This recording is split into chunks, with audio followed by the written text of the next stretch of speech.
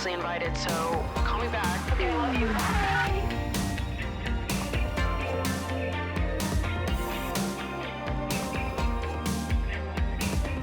All right. Hello, everybody. Welcome back to another episode of Emotionally Online with your host, Maddie Drosbeck.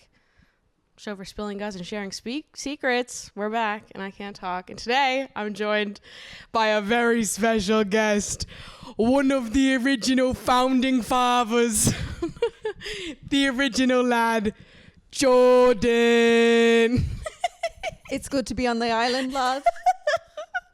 I'm joined by my great pal, Jordan. We're adding another Jordan to the Maddie Drosbeck universe. Yeah, I'm a different one. The other Jordan. Yeah. Jordan is one of the original lads. Yeah. Of the lads on tour that I speak so highly of on this podcast. My trivia team that is at one day going to victory. We're going to get there. One of these days. Yeah. We're number 84 in the entirety of New York City right now. So, I mean, listen, not to flex on all you idiots out there, but we're doing pretty good. The goal is to get top 60 in New York this season, this trivia season. I have hope, but... Me too. I also know that I'm not going to study for trivia. You know what? I've started, actually. You have? I've started playing Who Wants to Be a Millionaire and Jeopardy on my phone. Okay. Just to like absorb useless knowledge. So now I know that Shakespeare's mom's name is Mary, in case anyone ever asks me. Maybe we'll get there. So I'm just saying, let's not write it off. And I thought that maybe I would start watching Jeopardy too. Okay, yeah. I haven't done it yet, but it's on my to-do. Maybe I do need to. I told you, the one thing that I refuse to do is watch sports so we can get sports questions correctly. No, I will never do that. I can't go that far. But I'll absorb useless knowledge that I just like hope will maybe come up. I will do anything for the lads, but I won't do that. Like I'll start paying closer attention to my Discover Weekly on Spotify just to like out of hopes that like one day one of those songs will be played. Yeah. Or at least I'll just recognize the voice. There was something that I wanted to tell you about trivia that popped into my head right before we started filming, and now I forget what it was. From last week?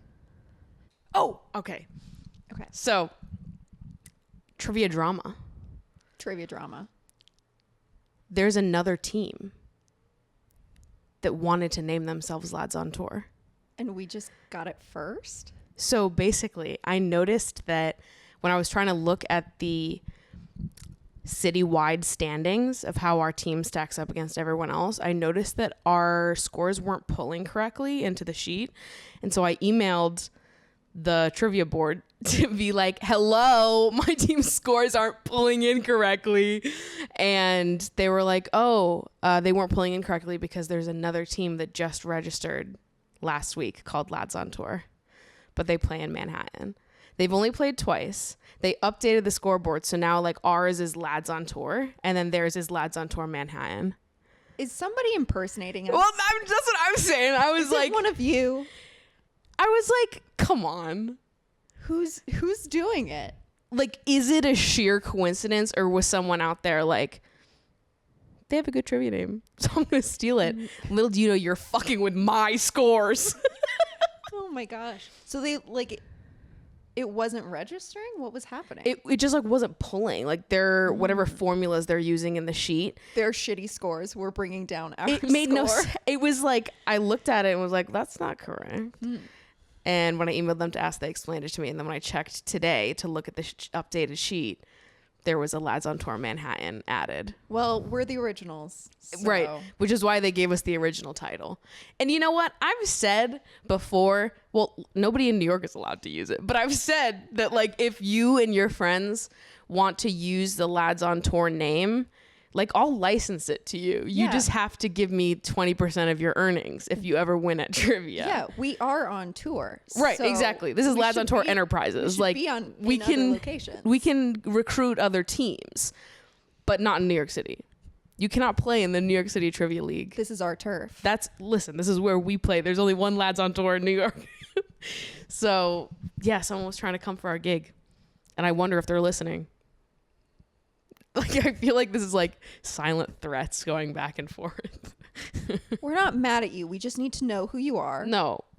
And where you live. Yeah. So we can come and have a nice chat with you. And then the lads have to duke it out.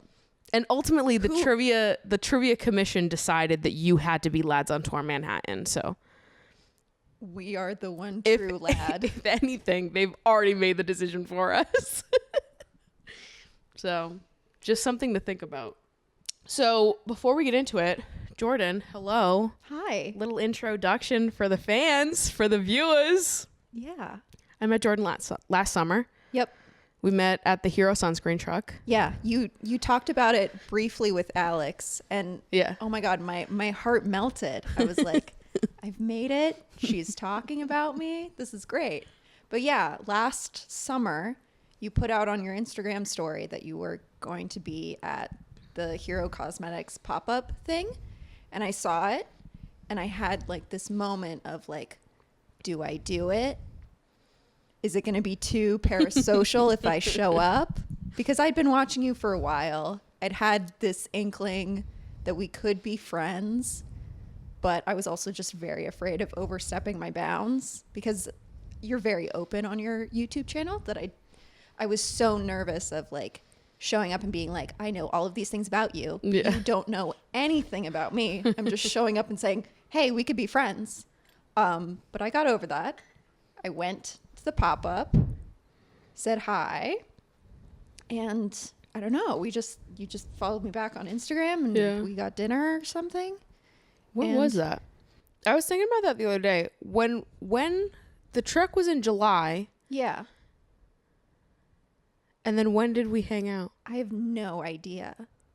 I was very nervous to like reach out, honestly, because I was like, I don't want to be overbearing. I don't want to overstep. But like we've gotten there over time. Yeah. I mean, I feel like we started hanging out regularly this year. Yeah. After we went to Ruby's. Mm-hmm. And I feel like I've seen you like all the time since then. Yeah.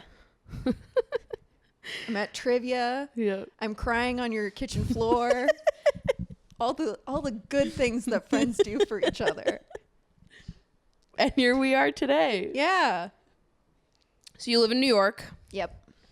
You are a furniture designer. I am. Yeah.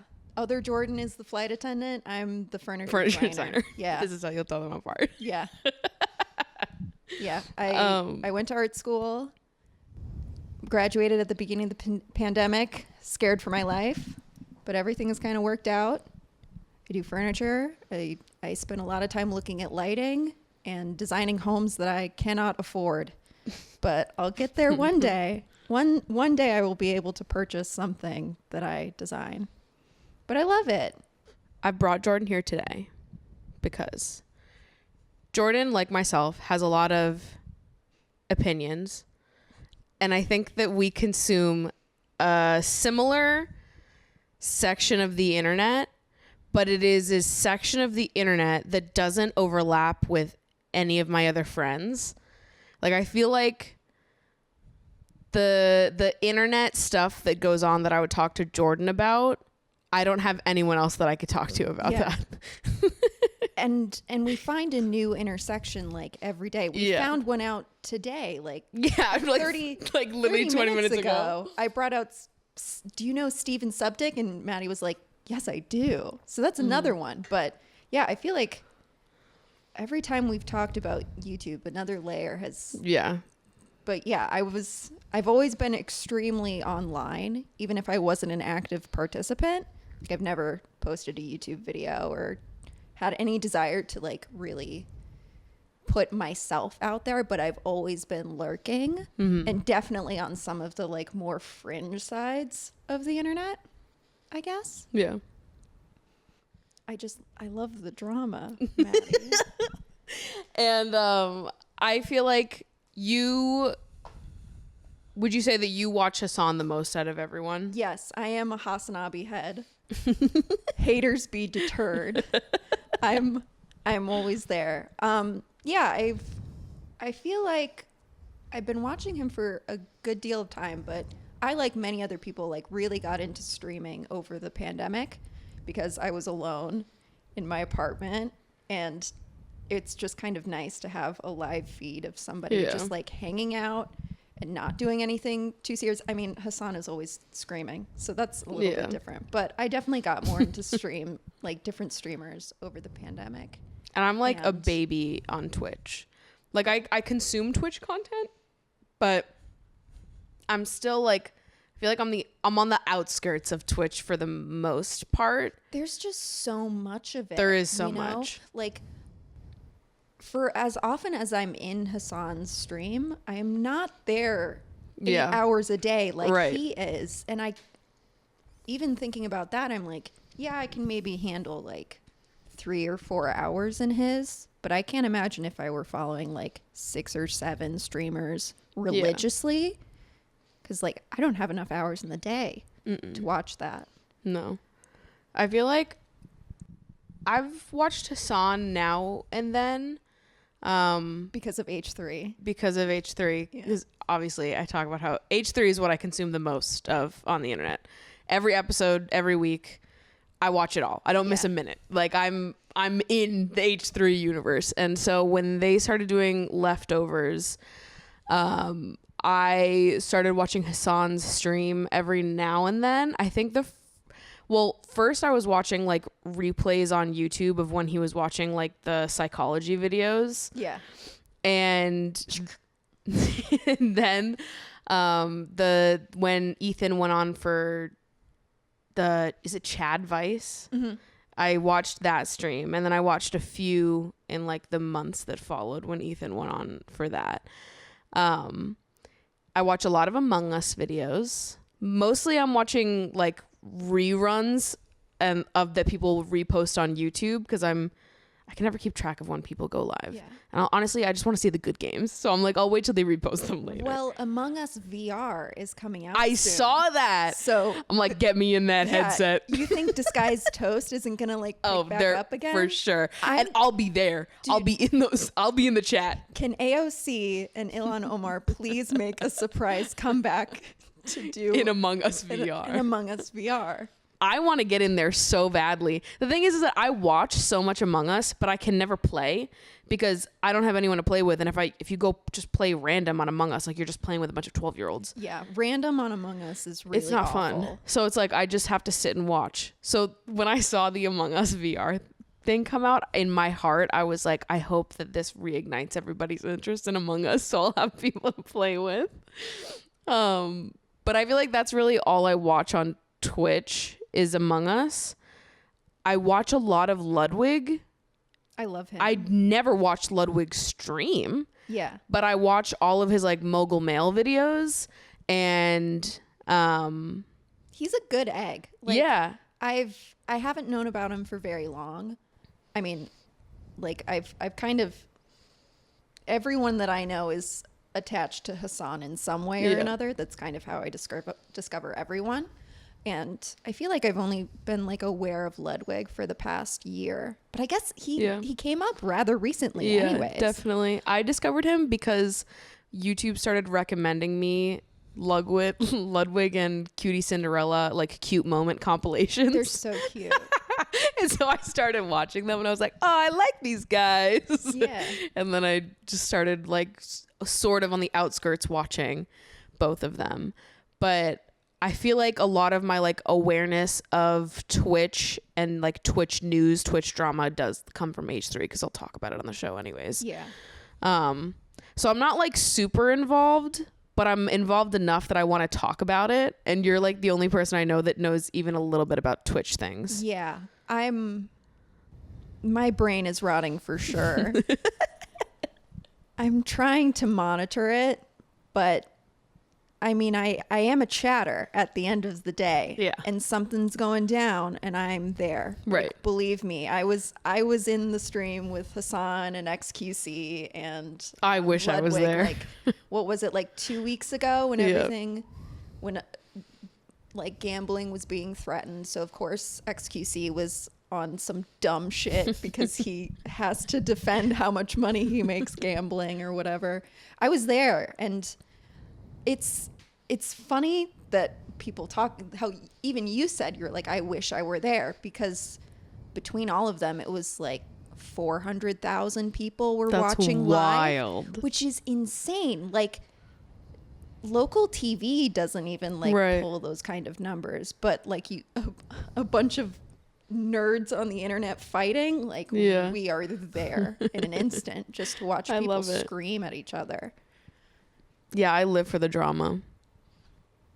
Like, there's some part of me that is a hater at heart.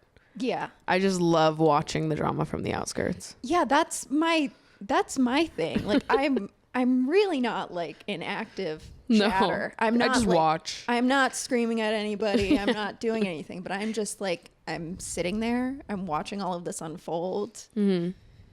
I don't know. Yeah.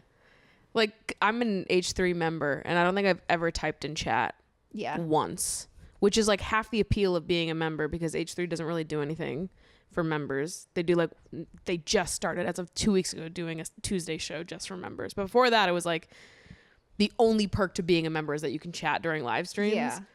And I didn't even do it because I was like, I'm scared. Yeah. I'm scared to chat. What if they see me? And what if they call me out for something?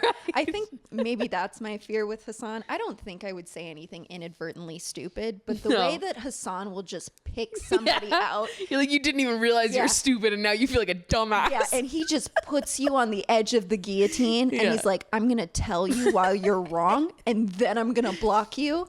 And 30,000 frogs are just like chanting for your downfall. I'm very scared of that. Even though I don't think I would ever actually say something that would put me there. No. I'm afraid. Yeah, no. I get too scared to chat, because I also worry that there'll be people in there that like know who I am. Because I think like I view like my like experience as a viewer on YouTube and my experience as a creator as being completely separate experiences. You don't have a sock account to bully? No. And so like when I'm in the H3 live stream, sometimes I'd be like, oh, I want to say this, and I'll like type it out, and then I'm like, don't hit submit, because it's like it's gonna come up as a verified account is saying this. It's a Maddie Drossback check. I'm like, that's humiliating. I'm a verified account in this chat right now. That's so embarrassing. So I just never do. I think the only time I ever did was when creator clash was happening and AB was fighting, and I was so stressed out that I was chatting. It triggered me to start chatting. Yeah. No, I've always, even though I'm not like an active participant in the community in that way, I've always liked having the community that is involved in streaming. I think that's the other thing, because I definitely started following Hassan during I started really getting into it around like the 2020 election. So like a ton of people were like there learning more about the US candidates and the political standing of everything. And I think that was kind of cool, because a lot of people were like actually trying to learn something, and everybody was learning from each other, which I don't know, doesn't always happen in online communities. Yeah, definitely. But no, I'm not very talkative. I'm just watching. Yeah, just very attentive. Yeah. And the thing is, I never even like take advantage of the fact that there is chat in any way, because usually I'm watching on my TV. Mm-hmm. So it's like I can't see the chat. I just watch them, and I sit inside my brain and I go, this is happening right now. They're doing this right now. And I just like have fun with that thought. That's the appeal to me. Yeah. Being able to sit and watch live, and when they talk, I'll like talk back. Instead of chatting, I'll just say my response out loud. Oh, I've 100% done that. Yeah. As if I was actually talking to someone. We'll check back in later to see if that's a problem.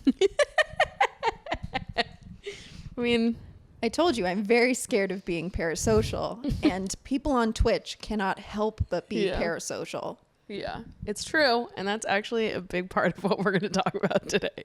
So I wanted to talk about the Amouranth situation that's happening right now. I pulled some advice requests that you guys left. So we're going to go through all of those before we get into that, because those are things that are going to involve our utmost attention and a lot of opinions. So before we get into all of that, a palate cleanser of sorts, because this week I discovered that I have no idea what a lot of celebrity men look like. And this is something that I have never known about myself.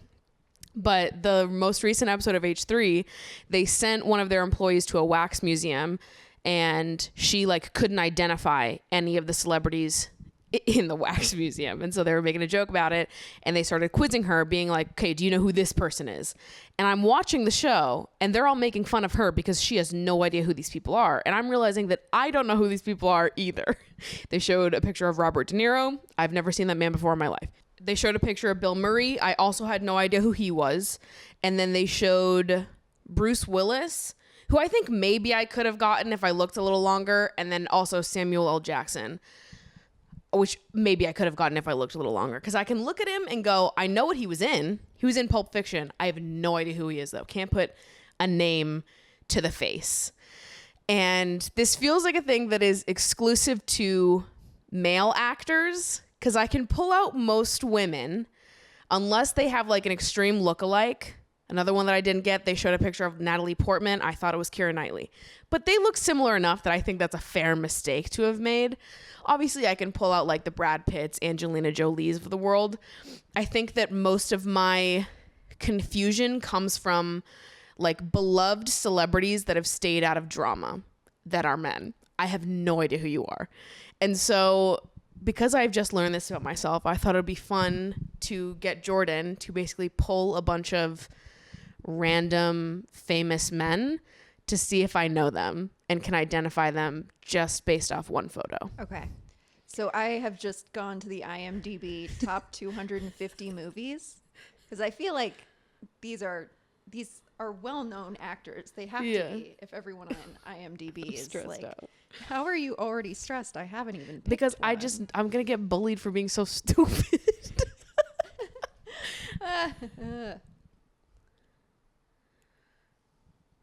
Okay, I actually think I know this one, and it's because he is in my favorite movie of all time, Silence of the Lambs. Yes, we got there. So this is Anthony Hopkins. Okay. But I only know that because Silence of the Lambs is my favorite movie of all time. Okay. 1 point for the lads. See, that's the other thing too. That's why it stressed me out when H3 started doing this segment, because I was like, I need to know these things for trivia. If like someday they ask me about this guy and I like can't put two and two together inside my brain. I'm like, listen, I know Robert De Niro exists and he's an actor, but who is he? What has he been in? I couldn't name one movie that Robert De Niro has been in. I'm not even kidding. I don't know. You can't say that out loud. The movie bros are coming. I don't for know. you. I have a film degree and I don't know. That is the funniest thing. I called Maddie out on this a few weeks ago at trivia night because there was the picture round had 9 pictures from iconic movies. It was like iconic movie props. I don't know them. And one of them was Rosebud from Citizen Kane, which is like the number one. Ooh, old people. Yeah. I mean, I'm with you. I'm not out here saying that Citizen Kane is the best movie ever. I refuse to subscribe to that. But the fact that you, a film major, could not click, I had no idea. like the like epitome of film that people say. This is hilarious. I love it. Okay, we've got another one. Okay. Can you name the movie? The sunglasses are throwing me off because it sort of looks like Jack Nicholson, but I don't think that's him. Is it? Am I right? Is that Jack Nicholson? Jack Nicholson. Nicholson from The Shining. Yes. Okay. So I did know who it was. I just sort of got his name wrong. Yeah. Do we have this one? That could be anybody. Could be anybody. You don't even recognize his face? No, I don't. I could name. I mean, he looks familiar. I mean, there's a last name coming inside my brain. Well, I don't think this is right because I don't know who that is, and I don't even know who the name I'm thinking of looks like. Who is it, Maddie? But no, it's not. No, it's not. It's who wrong. Is it, Maddie? My brain is telling me Gilbert Gottfried. No. Who is it? It's J.K. Simmons. Who the fuck is that? I don't know who that is. I've never even heard of them. He was in Whiplash. He was the dad in Juno. I've seen Juno. Yeah. Yeah, I just feel like my brain is full of internet knowledge. I don't have any room for all of these movie dudes that are not in tabloids or in any sort of drama. Like, if I don't know you because of drama, then I probably just don't know you. Even if I've maybe seen you once or twice in a movie, I won't remember you. Ooh. He's familiar. Italian mob vibes. Am I in the right track? Mm-hmm. Is he in The Godfather? No. Nope. No. Fuck, who is this guy? It's Robert De Niro. Shut up! See, I told you I don't know who that is. You literally looked at this man this week and didn't know who it was. And I pulled him up again and you still don't know. I don't know what he looks like. I literally looked at him this morning. Oh my God. I picked that out and I was like, she has to get this. I don't know if I can pull a fast one on her. And I did. And I did no idea. What the fuck? This is really distressing to have only just learned this about myself. He doesn't even look like this currently.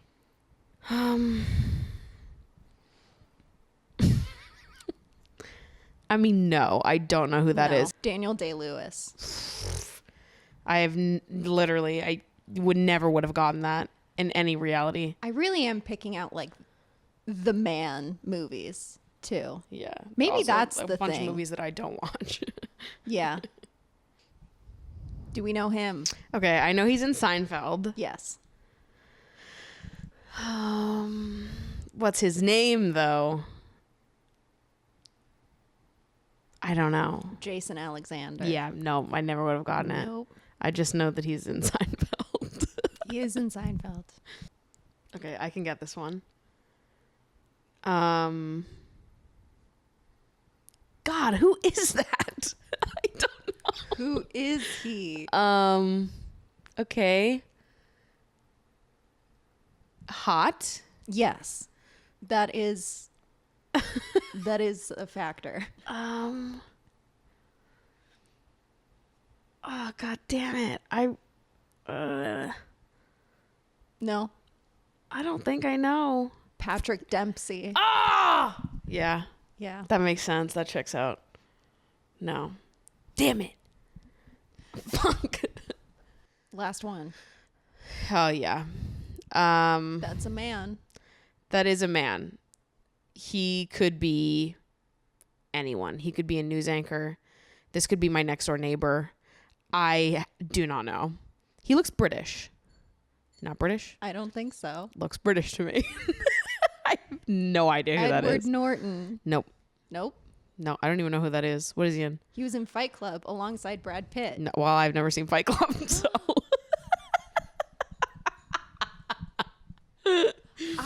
I love that you haven't seen these movies. I don't think you should watch these movies out of defiance. Well, the thing is that like I don't like anything super bro-y. I'm not interested in mafia movies. I'm not interested in sci-fi.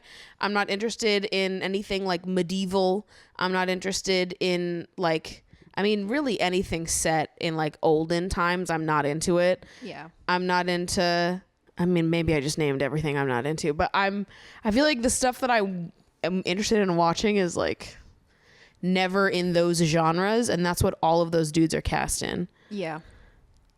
I feel like during the pandemic, I definitely went on like a classic movie tirade where I was like, I need to watch these. Like, I can't say that I'm even vaguely interested in film if I haven't seen The Godfather or whatever.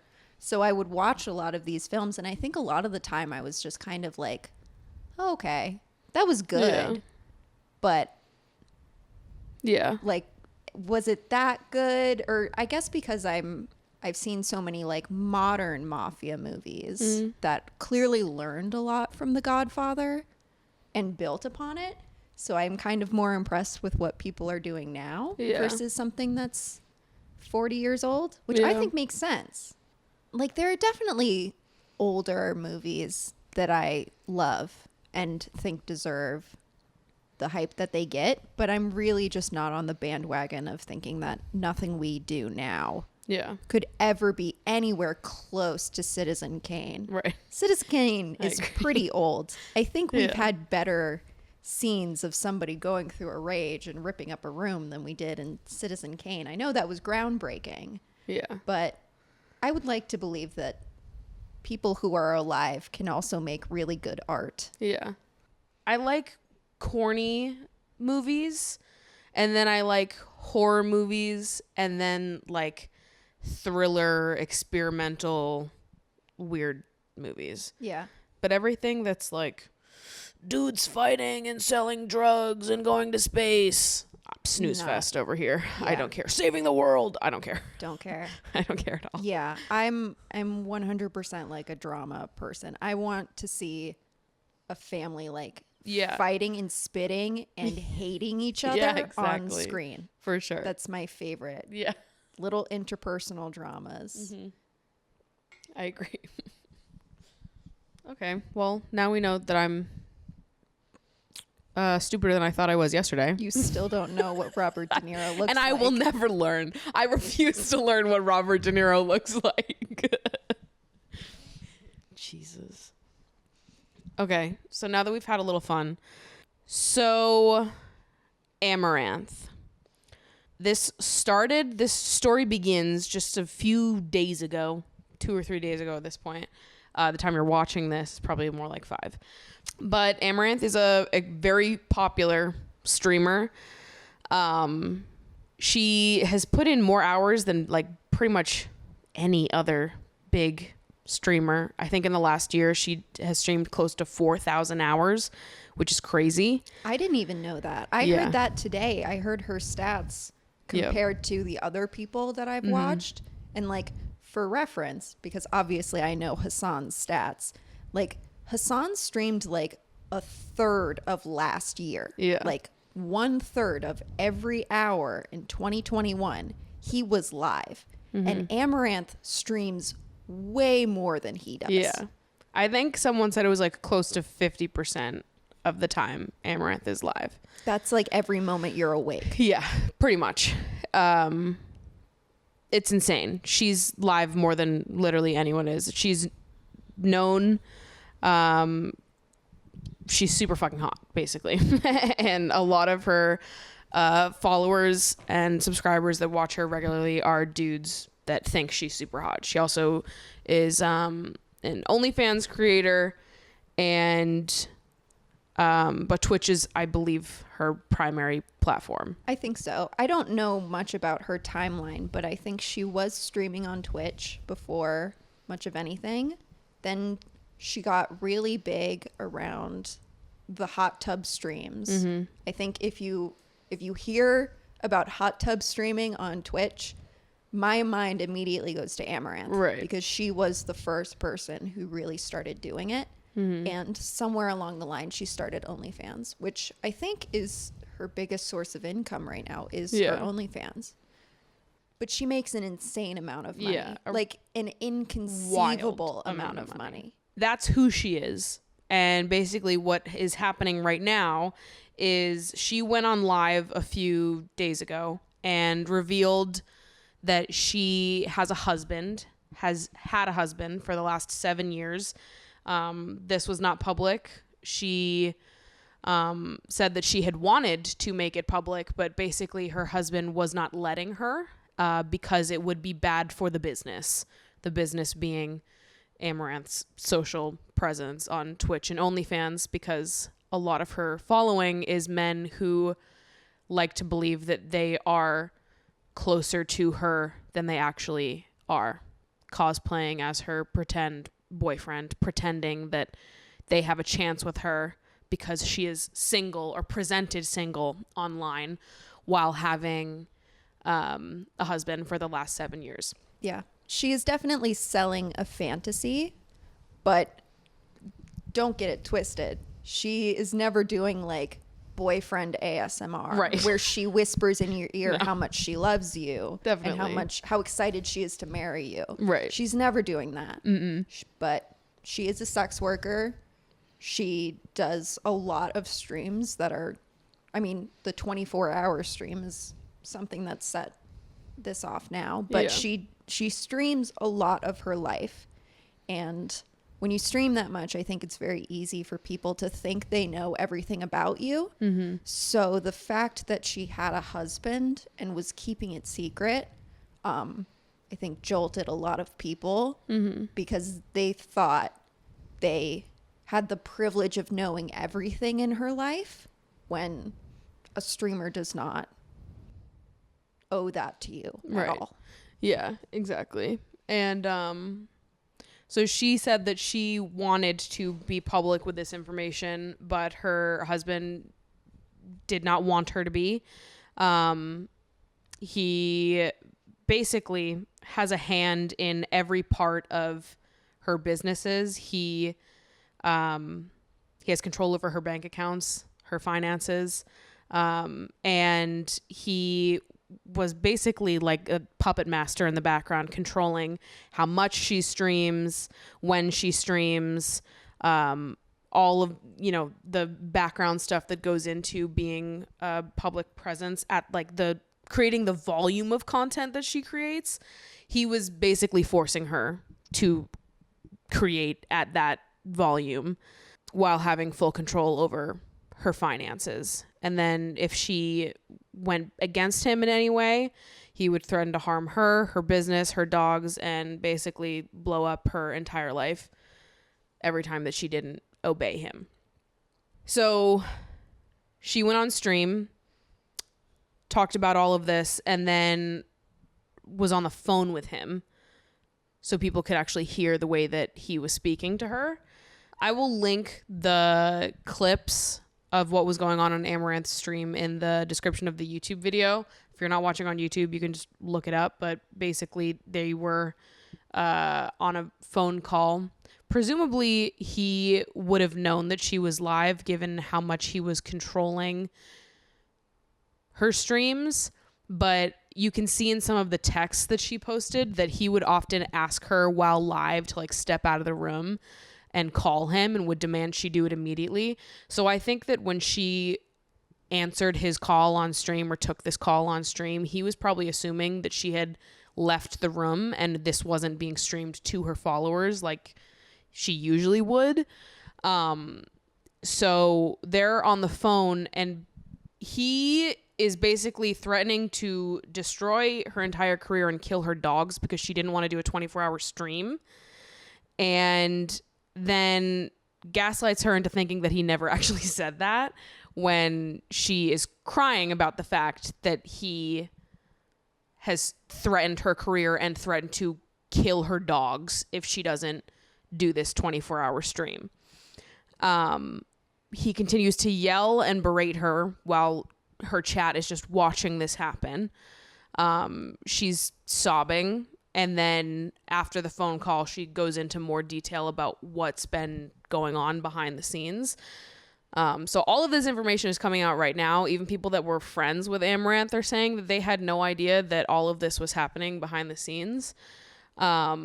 It's like textbook domestic abuse, down to like the last, you know, every bit of information that has come out about this.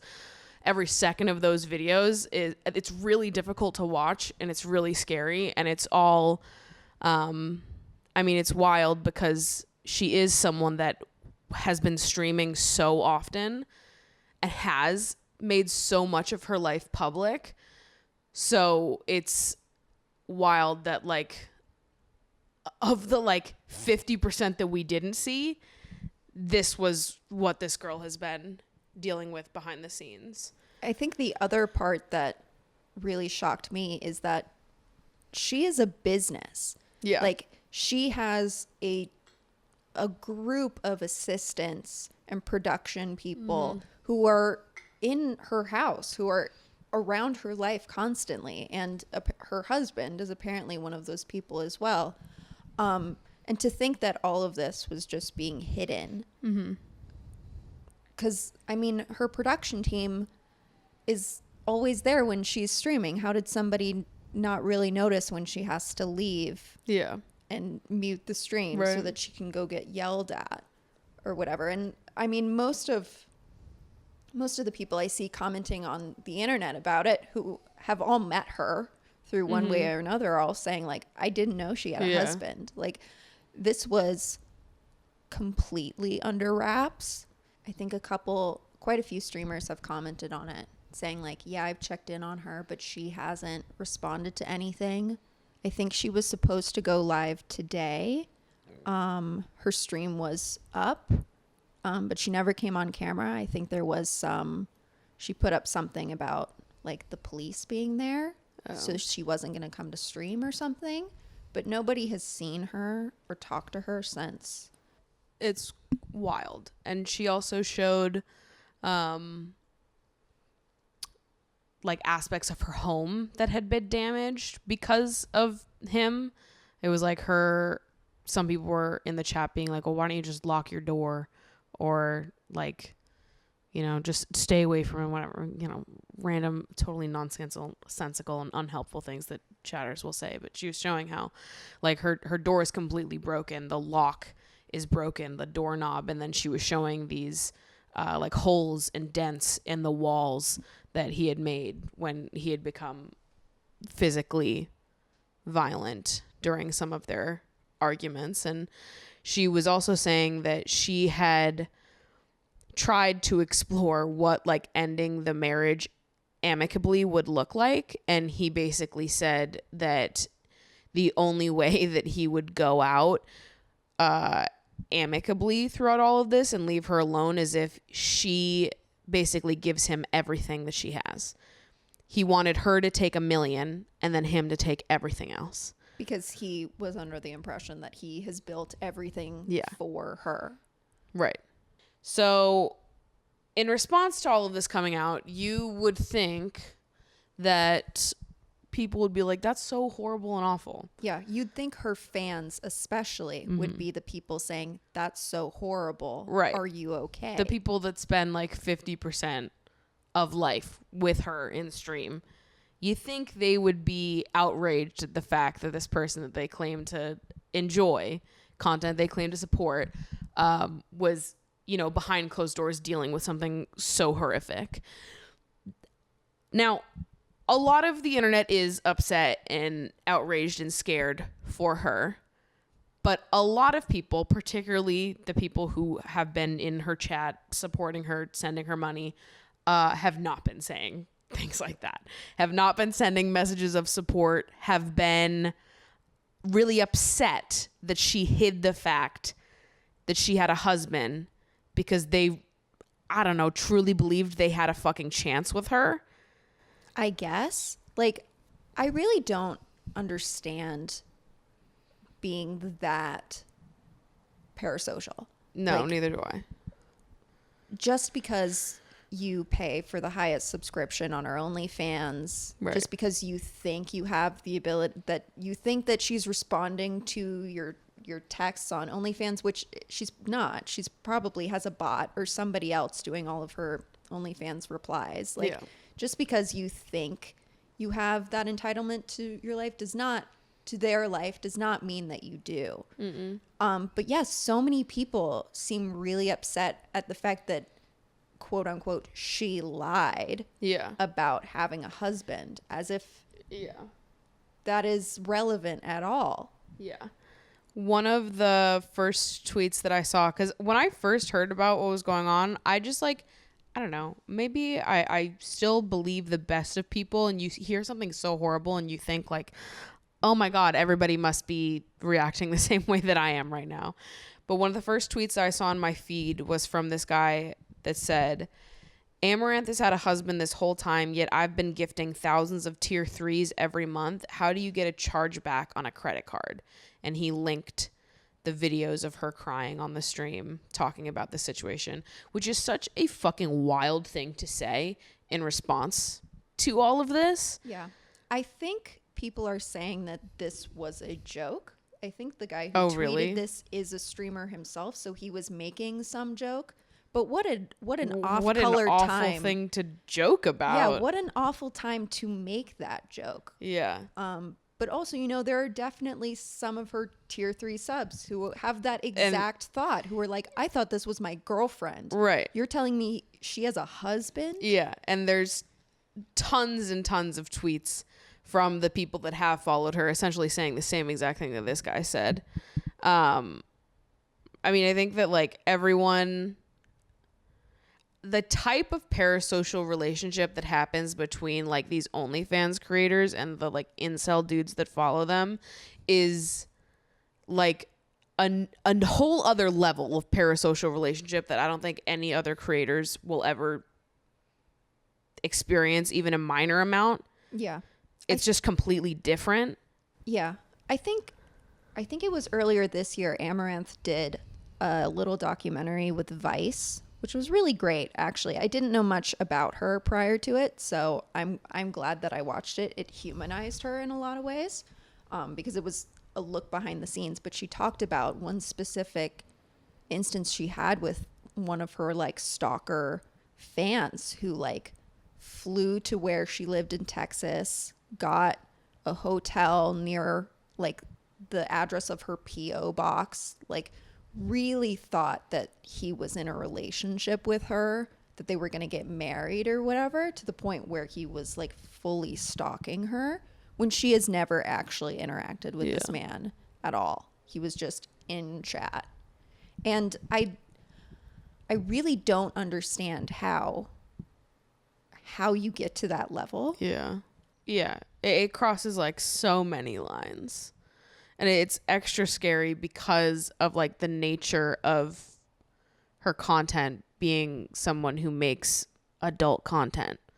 So Keemstar, as always, proves to everybody that he is like the actual like stupidest person on the face of the planet. He does that a lot. Like every opportunity he can. What did Ethan say? Ethan was like, it's Keemstar's God-given gift to always have the worst possible take in any situation. And it's true. Think of any situation, look up what Keemstar's take was in that situation, and I promise you it's worse than you think it is. Yeah. He shocks me every time he opens his mouth. You think that it can't get worse. But it does. It absolutely does. And so Keemstar's take on the situation was to say, Amouranth told her chat about her husband who has been in control of her bank accounts, taking the money, also threatening to kill her dogs, etc. Guys online have been donating to her for years without realizing the money was going to her husband. Clearly her husband is abusive. She showed the texts, but Amouranth herself has scammed so many guys online claiming she was single for years. These Twitch streamers don't care about their viewers. They all just use you and your low IQs to fill their pockets. Also, Amouranth for years got praised for being a genius businesswoman. Based on this new information, the hidden husband behind the scenes was the one making all the business moves. So, ... It's so foul. Like, female streamers get so much shit. It's insane. Mm-hmm. Anytime I think about it, it just really rubs me the wrong way. Yeah. And I think Amouranth is the victim of a lot of that shit, based on her also being a sex worker.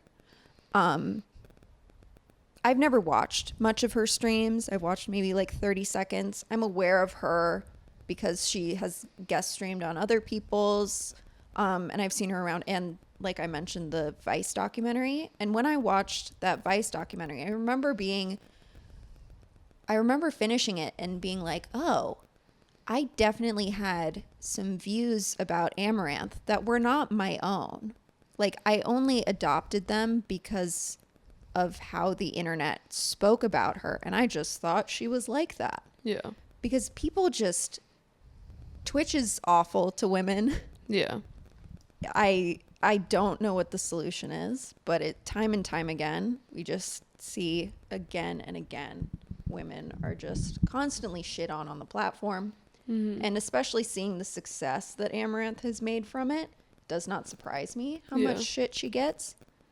And it's so disheartening on so many levels. Like for her business prowess to be questioned because, oh, somebody else was in control. Right. It's She's still the one on camera. Yeah. All those hours out of the day. She is still the entertainer. No matter who is helping behind the scenes or not helping, he's controlling her. Yeah. Like, she's a victim in this, and you're going to find a way to spin it around on her. So she's the problem when she's just fully been a victim this entire time. Her finances are being controlled. She's being forced to stream for like exorbitant amounts of hours. Meanwhile, there's this guy who's behind the scenes forcing her to do so and berating her, screaming at her, getting physically violent, breaking shit in their house. And your reaction to learning all of this is to go, well, I guess it was a man behind the scenes anyways, because she's not all that talented. Yeah. She's been scamming all of her fans, lying, saying that she was single. As if that would change anything. Why would her fans be entitled to know her relationship status anyways? Just because she's a sex worker? I guess. Like, it's just insane. It's so confusing to me. So I saw a thread that someone tweeted, Sweet Anita tweeted in response to everything that's going on. And I think that it is just like so well said. So I'm going to read it. She said, men don't unfollow female streamers when they get a partner because they thought they had a chance to date her. They unfollow because jealousy saps the entertainment out of watching someone you fancy. They compare themselves to her partner and feel rejected on some level. You can't exploit or abuse a man by keeping your relationships to yourself. You have a right to privacy. I hope the women of Twitch know this despite the noise. You can't rob men at boob point. The sub was voluntary. They can't buy your solitude if you never offered it. Also, you can't be held responsible for those assumptions. It's absolutely coercive, delusional, and abusive to assume that you can financially obligate a streamer to A, stay single, and B, disclose her relationship status online just because you subbed. Also, people try to kill female streamers' partners. Stalkers have been reported harassing and even trying to murder the partners of their favorite streamers. It's understandable that streamers may choose not to put their loved ones in that position. If you see anyone calling women streamers exploitative for having some privacy, please do your part and unfollow them today. No other worker is obligated to stay single, tell their boss their relationship status, or put their partner's lives online or see their pay docked. Stop normalizing men trying to coerce and control women's relationships with money, then acting like the victim when it doesn't work. You can't own a woman and her private life for $5. Stop telling women they deserve abuse if you can't buy singleness or sex from them. And then she put up a poll that said, do you think streamers should have to disclose that they are in a relationship? And 10% of people said yes. Ugh. Isn't that wild? Because it's like, okay, we've got the 90% of people that have their head screwed on, but then you still have the 10% of people that are like, yes, streamers should have to disclose that they are in a relationship. Are you out of your fucking mind? I really just like can't conceive this at all. It makes absolutely no sense to me. You know, one reaction that I saw, I don't know who the guy was, but he was a streamer and he was reacting to her video on his stream, and he'd paused it at 1 second and he said something along the lines of like, I'm really trying to focus, but her cleavage is just like out in the open right now. Like, I'm trying to focus on this woman who is sobbing and crying and on the phone with her abusive husband, and you had the thought of like, boobs, right? I gotta look at her. They're right there. She can't help but be objectified right now. If she really wanted to talk about her abuse, maybe she should have put on a sweater first. It's like, it's so upsetting. Yeah. And that's wild to even like put something like that online, to like say something like that confidently out loud. You just hate women. That's, yeah. I don't really know like what the other explanation for it is. I think that's what it is. I think a lot of the hate that women get on Twitch is because for so long it was a male-dominated space and a gaming-dominated space. So if a woman is succeeding on the platform by doing something that is not gaming, Twitch is going to be like so pissed about it. even though like gaming is turning into like a fraction of Twitch, which I think is good. Diversify, get more content. But yeah, Amouranth does ASMR, a tub stream, whatever, and people just like cannot help but shit on her. Yeah. Dude, she does gaming, she does Dance Dance Revolution, and people are still mad. Right. It's just like if you are claiming to be a fan of someone, you like someone, you send them money every month, you subscribe to them, whatever it is, and then when something like this happens to them, you are not sad for them, you're not angry for them, you're not scared for them. Instead, you are mad at them for not telling you, some random person online, that they were in a relationship. You don't actually like them. And I think especially in the case of Amouranth being a sex worker and someone that makes a lot of adult content, that makes it even more scary, because it's like, not only are you clearly don't like her or care for her in any way, you were only consuming all of this content because you were being gross. Yeah. You don't care for her in any way. No, there were people in her live chat when she was having her breakdown who were literally like still hitting on her, who were still saying stuff like, oh, well, I could treat you better than him, baby. Jesus and it's Christ. Like, this is, I can't imagine. Right. I cannot imagine being so brain dead that you see a woman who you apparently really like as a content creator.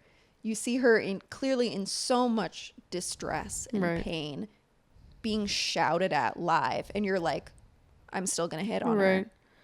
I'm still going to hit on her. To listen to a woman talk about her experience with domestic abuse and then be like, I can't pay attention because her boobs are out while she's talking.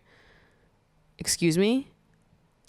I wish Keemstar would keep talking, honestly. I want to know how bad his takes get on this. People shouted at him a lot for that first one, so he shut up. And I just know that it's just going to get worse. Yeah. I wish he would rip the Band-Aid off and tell us how he really feels. Right, keep going, Keemstar. Because he's going to say something about like... dig the hole.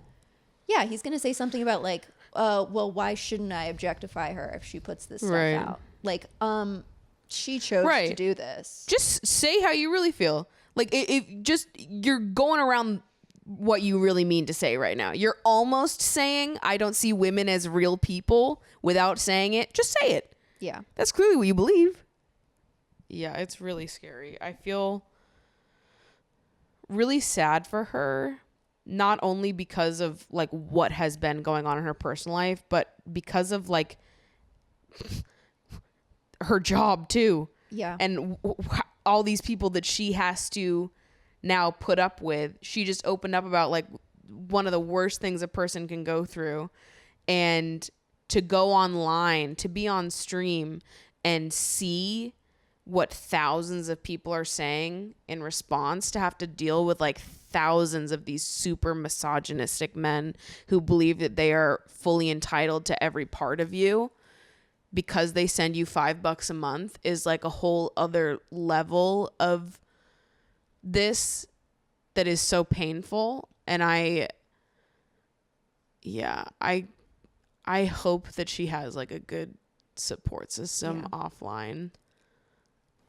But I mean, knowing the control that this man had over her, like, you can really only get this kind of control over somebody by isolating them entirely.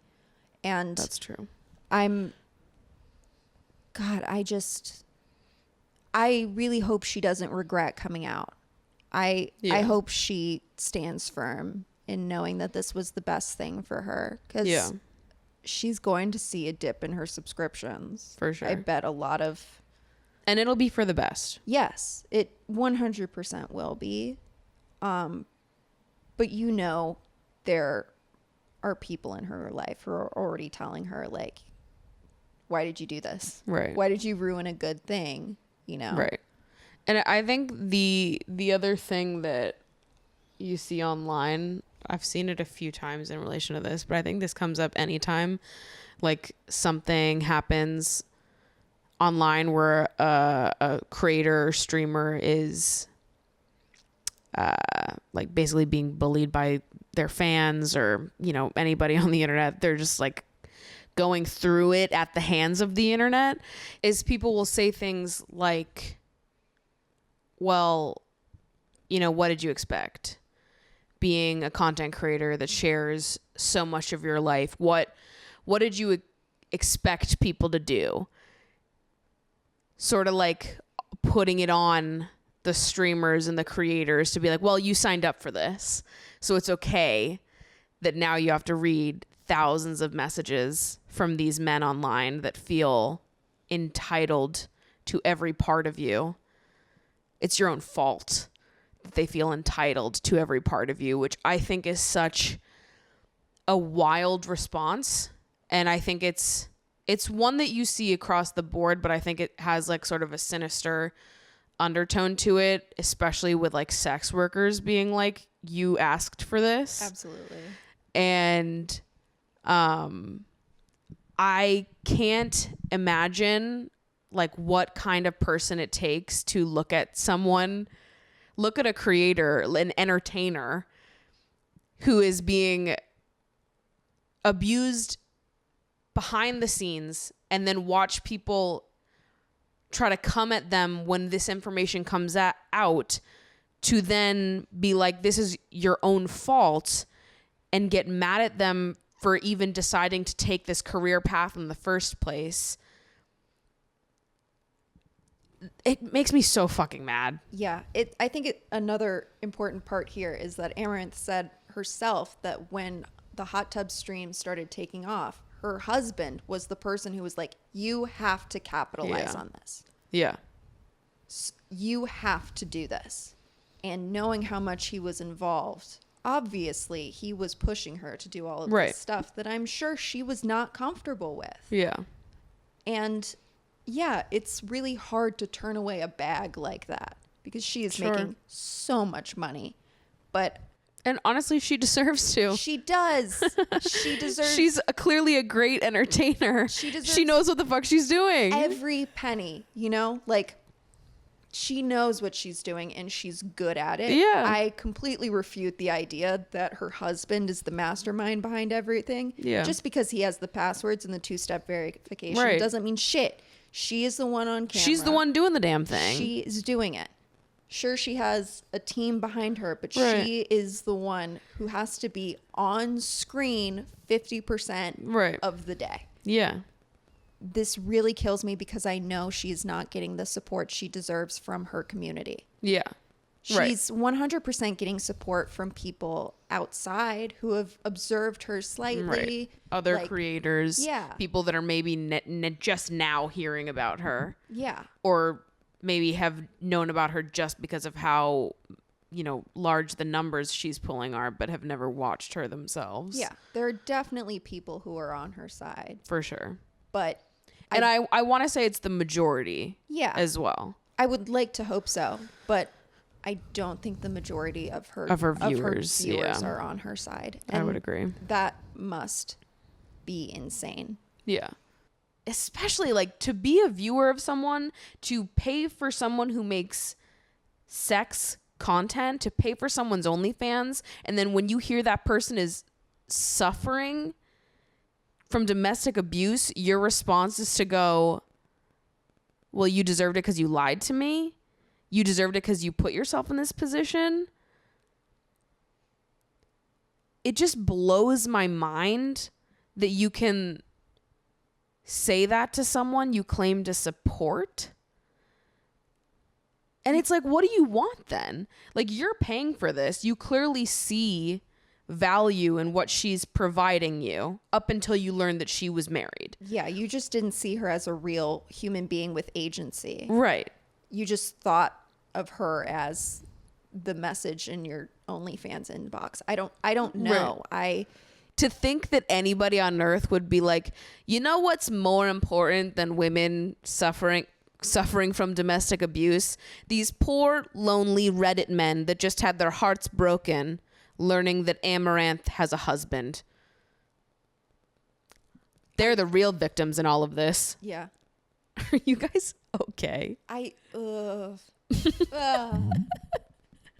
it if you're paying for sex content, it perplexes me that people are like self-aware of what they're paying for. Yeah. How you hope the exchange would go is that somebody pays for someone's OnlyFans content. They're paying to, watch this person, see their posts, whatever. You'd hope that they like have the emotional awareness to be like, I'm paying for this because I just think it's hot. Yeah. Because I like watching what they do, and that's that. I watch the content that I paid for, and then I go about my life. Yeah. I am paying for a service. Right. I am not. This is entertainment to me. This is not real life. That's all it is. Yeah. Is entertainment. I'm not paying for closeness to this person. I don't even really know this person. And I'm just going to enjoy my entertainment. I'm going to enjoy it for what it is. This person is hot. I get to watch them do XYZ. Great. I paid for it. Go about my life. Yeah. It scares me, the like volume of people that don't see it like that, and they don't see it as just being entertainment that they are paying for, exclusive bits of entertainment that they are paying for, and they really see it as like paying for parts of a person that they are then entitled to. She found a market that pays very well, but at what cost? Yeah. Because I'm sure there are plenty of sex workers who have wonderful relationships with their subscribers. Sure. Wonderful relationships with boundaries. Yeah. And I don't know how you could possibly teach boundaries to a lot of these people. Yeah. And something gets blurred in the realm of streaming. I don't know what it is, but there is something that just seems to like snap in people, right, where because it's live, they believe it's like more real. Yeah, because I'm watching you do it like right now. Yeah. Yeah, I feel bad for anybody with a majority male audience. Women with majority male audience. Yeah. Scary. I would be fearing for my life. Yeah, I think my audience is like 95% women, and I'm like, thank God. Thank God. Yeah. Dude, I feel like I've seen some manosphere YouTubers look at their analytics and it's like 98% male, and they're like, huh, that's interesting. And I'm like, what do you mean? Why is this shocking? Where have you been? Yeah. Red flag. Right? Red flag is 98% male viewership. Something's not right. Hopefully there will be better updates to come in this. All right, so moving on, I have pulled 3 little requests for advice from some of you guys. If you don't know, there is a question/advice box listed in the description of the YouTube videos and the description of the podcast Instagram account at Emotionally Online Pod, where you guys can submit your stories, your drama. You want advice? You want to know what's good? What I think? You submit a little advice for requests, and I will maybe let you know. So first one I have here says, hi, Maddie. I'm feeling super conflicted about whether I should move to a different city when my lease is up next July. It is currently October. I feel conflicted because I've been dating someone for 2 years and he doesn't know if he wants to move with me, and neither of us really want to do long distance. We communicate love differently, and that causes friction, but we both really try and communicate things early on. He was also with me this year while I was going through a pretty huge life tragedy. He doesn't know for sure if he feels like there's a sturdy future with us, so he's hesitant to move cities with me, which, like, fair. I've been living in my city for 4 years now, and I'm really over it, and he's known that I wanted to move since we started dating. I'm not sure if I should break up with him now, so I'm not waiting for him to potentially break my heart when the time comes if he doesn't want to move with me, or if I should wait it out and take that risk or not move this year. Please help. I'm so confused. Sincerely, stagnating in Seattle. I like that the setup felt very newspaper submission for this one. You guys should start doing that. I like the sincerely stagnating in Seattle. That was a good little addition to this one. Okay, So you want to move.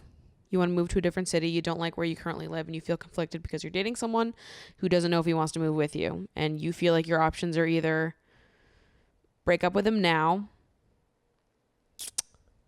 or wait it out and see what he says and take that risk, or not move. So I'll tell you right now what you shouldn't do. And the not move option, take it off the table. I think you should move. Absolutely. And I think you know that you should move. Yeah. And you shouldn't change that. Right. You know you don't want to be where you currently are. You should move. Yes, absolutely. So don't budge on that at all. Take that option's off the table. So now you're only left with break up with him now or wait and see how things play out. That I think is up to you. I don't think that there's a right or wrong option there. In my head, the like right or wrong option is like moving or not moving. Clearly you want to move.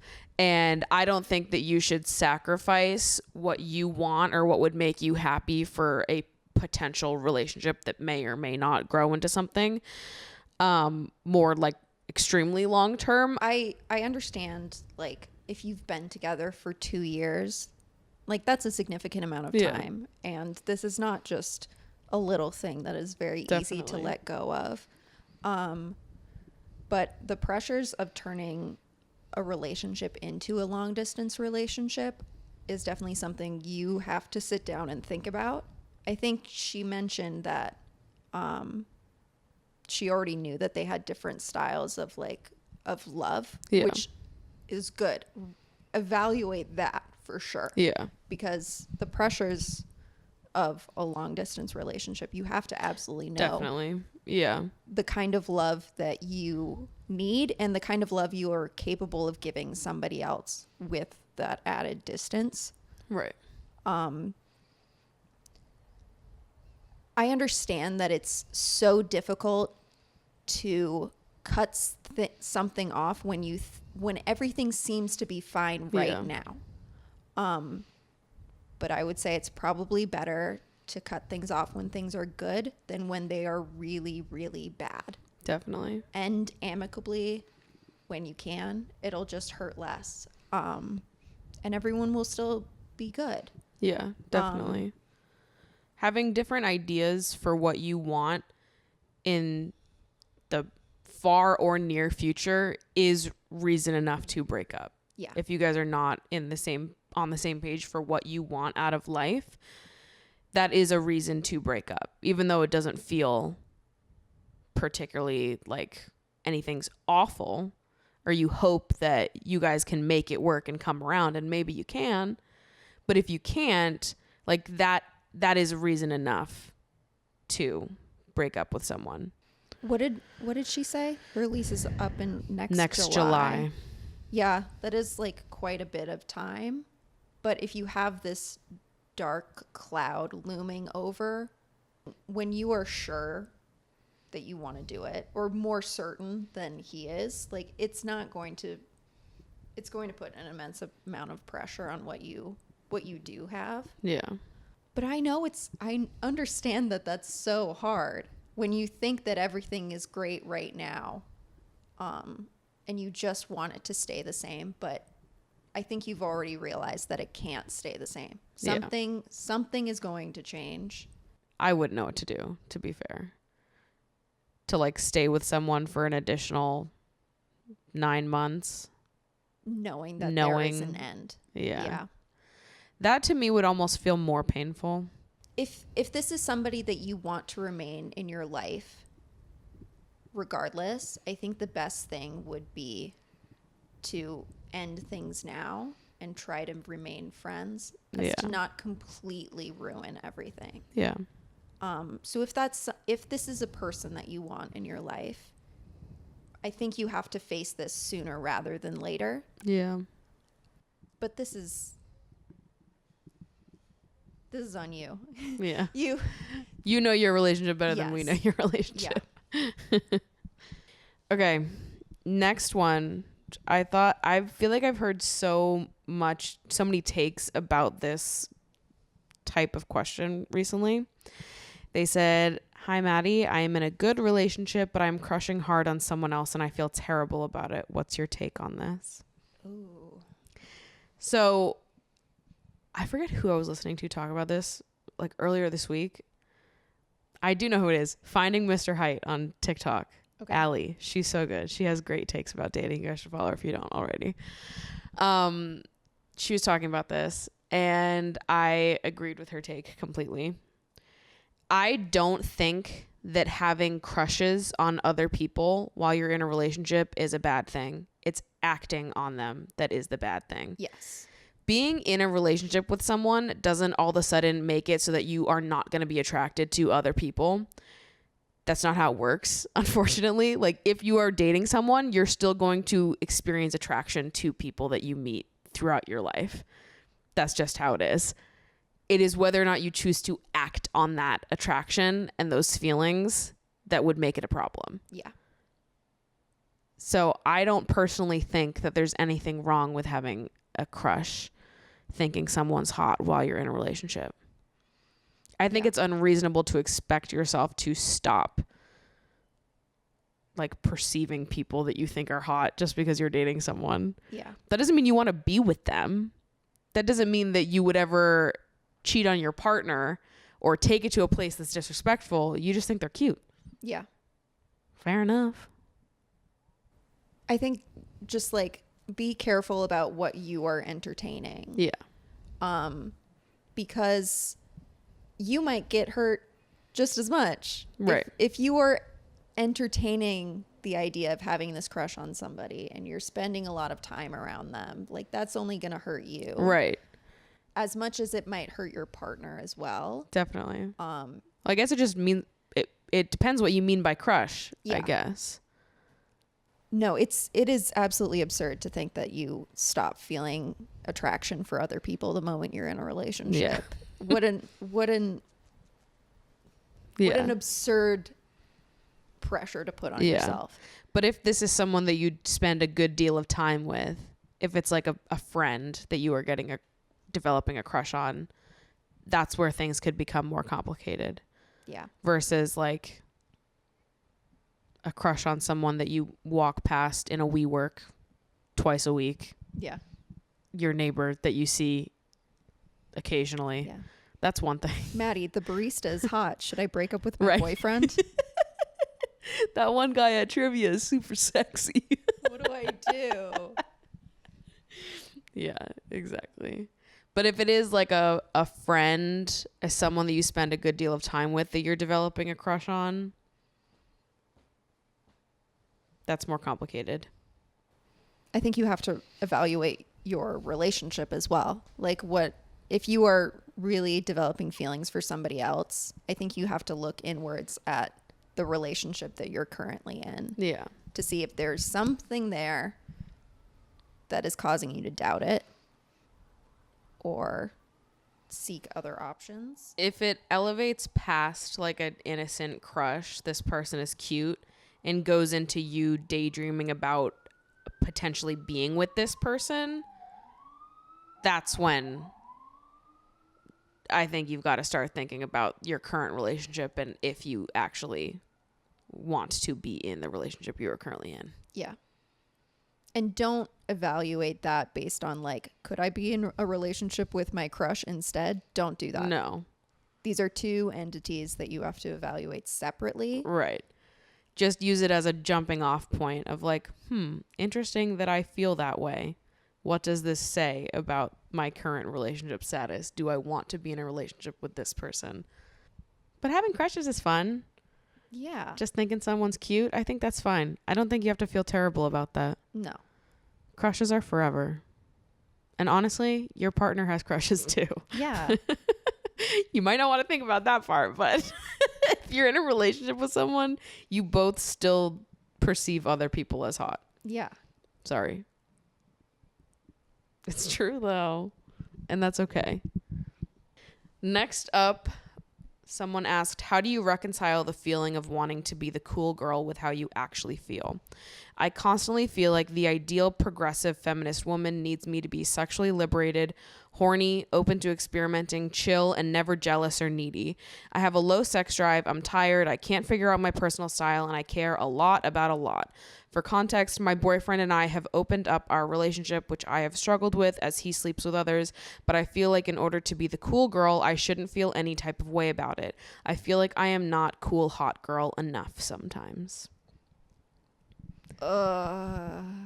Guys, it is time to kill the idea of cool hot girl. It's not possible. It's not real. It is a one-way ticket to hurting your damn self. Yeah. It's so exhausting. That is a made up vision of womanhood that has been created by men. Yes. To fulfill a fantasy.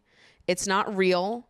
You shouldn't strive for it. And striving for it just minimizes your own wants, needs, and desires, which shouldn't be the goal here. Your goal in a relationship shouldn't be to just please your partner's every last want and need, even when it goes against what you personally feel comfortable with. But like, the more you describe this like cool girl, it's just someone without boundaries. Yeah. That's what you're describing. Which isn't very cool.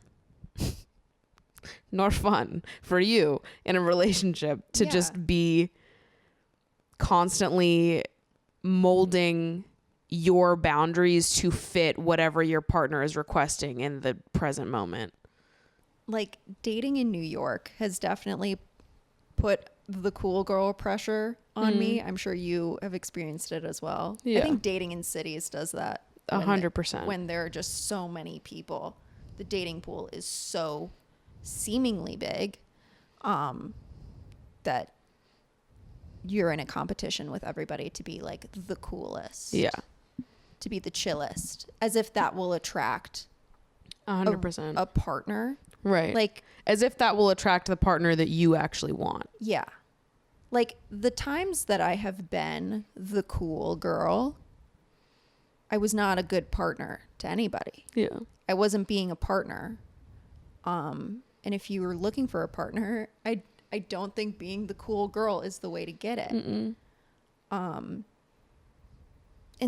I mean, personally, the cool girl phase has never lasted very long because I just kind of naturally seek deeper attachment to people.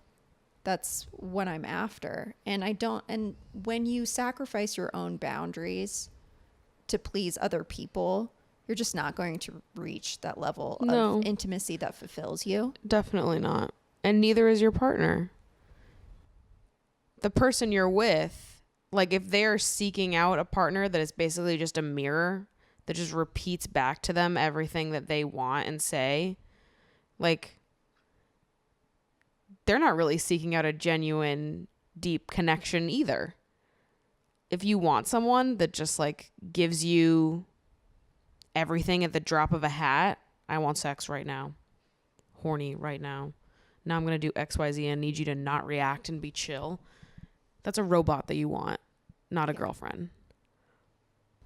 If you're struggling with the fact that you're in an open relationship, I think you definitely have to have a conversation with your partner about it. Yeah, because 100%. I fully understand that you can think you could be okay with something until it happens, and then you are suddenly faced with the situation that you thought you were okay with. Right. And it's completely okay to realize that you were not prepared for it. 100%. And you should not feel like you lied to your partner about being cool with an open relationship when you didn't know because you didn't have experience with it. Right. Being the cool girl is not going to get you the partner that you deserve. Yeah. The partner that you want in your life. And I understand that being the cool girl seems like sometimes the only way to get a date.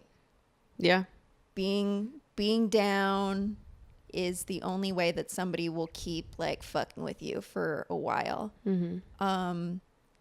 Yeah. Sacrificing yourself and your boundaries based on a made up image that somebody else wants you to fulfill is is not going to be fulfilling for you. And it's also what you're assuming your partner wants. Yeah. It might not be what your partner wants. I hope it's not. Yeah. I really hope that I would not have a partner who would be comfortable making me uncomfortable like that. It's hard. I feel like I look back at like my college self all the time. I just started talking to my therapist about my college self like last week. I have a session tomorrow morning, and I'm already kind of like, I don't even want to think about my college self. She stresses me out. I said the word regret last week, and she was like, let's talk about that. And I was like, I shouldn't have said regret. But I do kind of feel regret a lot of the times looking back at like who I was in college. And part of why I feel that way is because I cared so much more about being wanted than I did about actually being myself or asking for what I wanted, setting those boundaries, communicating at all. And it wasn't my fault. I'm not going to blame myself for that. I think that I was exposed to a lot of really not nice people in college and men that really took advantage of my naivety at the time. Naivete. And I think as a result, I became someone that like just so desperately wanted to be liked and wanted to believe that somebody could want me, that somebody could love me, that I wouldn't stand up for myself. I wouldn't set boundaries. I would do exactly what you just described here, feeling like I had to fit this mold of someone that was just so cool and so easy and so effortless to love that, like, I don't know. I always thought that I was the problem. I was too emotional. I was too sensitive. So if only I could just shrink myself a little bit, if I could make myself smaller and easier and cooler, then maybe people would like me more. And obviously it never works, because that's not ever going to be who you are. You're never going to be happy with the relationships that you build while you're in that space of trying to be the coolest person in the room. And I talked about this a lot when I did my Year of No Dating series, because that was something that was, I feel like, when I started like sort of breaking down for the first time the idea of cool girl inside my head, and getting rid of this idea that like I was too much if I showed up and asked for what I really wanted in a relationship. If I set boundaries, that it would make me so difficult to love that I would never find someone. And it sucks, because I feel like a lot of young women are taught to believe that about themselves, that it's like, if you set boundaries, if you say this is what I'm comfortable with and this is what I'm not, if you're too emotional, too sensitive, if you're not fucking down all the time, then you are just too difficult. You're too much, and people aren't going to want you because of that. Young women get told this like in mass amounts. This is like a reoccurring thing that so many of us feel. But at the end of the day, you will never be happy in a relationship with someone that forces you to constantly sacrifice your boundaries and hide who you actually are. If you are not someone that feels comfortable being in an open relationship, you will never feel comfortable in an open relationship. And you can pretend to be cool girl all you want, up and down. You will never feel satisfied like that. So it doesn't matter how much you pretend that you're cool with it, how chill you are, how well you play to that image of what you think your partner might want. You will never be happy. Stop thinking about them. Start thinking about you. You will never be happy like this. I feel like you just have to start prioritizing standing up for yourself, figuring out what your boundaries are, what you are comfortable with and what you are not, and setting those. And those can be things you figure out with your partner, but you have to tell them. You can't pretend like you're cool with everything all the time and never stand up for yourself and say what you actually want and set those boundaries. And the right person for you is never going to bat an eyelash when you say those things. Well, what is it that I always say? I can't even remember what I always say. I always say to myself, can't say the wrong thing to the right person. That the love that you deserve exists because you exist. So you can believe that you have to change yourself or mold yourself into something else in order to be loved or to find that in someone else, but it's just not true. And the right person for you, there's nothing, no boundary that you could possibly set that would make them go, oh my God, you're too much. You're way too much for me. The right person for you is going to respect your boundaries and is going to be, I mean, it's a partnership, right? They're going to hear you out and listen to you, even if they don't completely understand you. They are committed to trying to understanding you. And if they're not, well, they're kind of a shitty partner. Yeah. So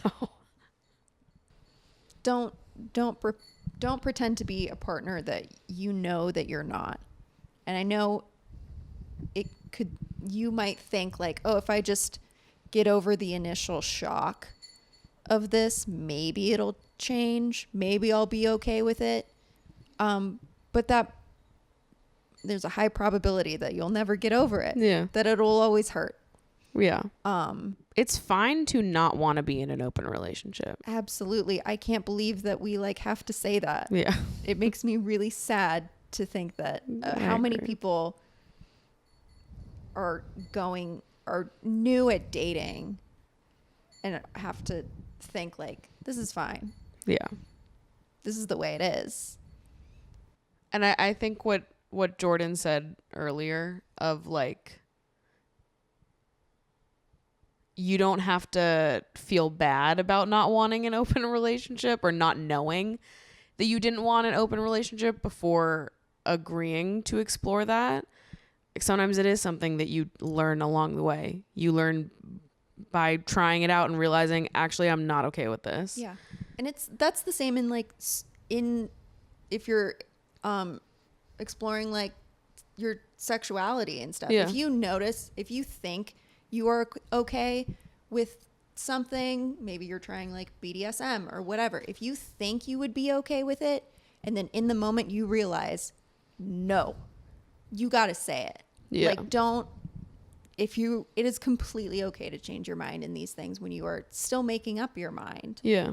Yeah. Sometimes it's just something you have to learn along the way. You learn with a partner, and hopefully if you're with someone that is caring and wants to be with you and wants to work through things with you, they will be receptive to you discovering that you don't actually want to do an open relationship. You are a person with boundaries and agency, and it is not too much to demand that other people see you like that. Not at all. Not at all. That's it for today's show. Follow the podcast Instagram if you haven't already, Emotionally Online Pod. If you want to submit your own request for some advice, want to tell me the drama of what's going on in your life, you can submit it at the question box down in the description. Thanks so much for coming on, Jordan. Yeah, I had a good time. Thanks for hanging out. I'll see you guys next week. Bye. All right, bye.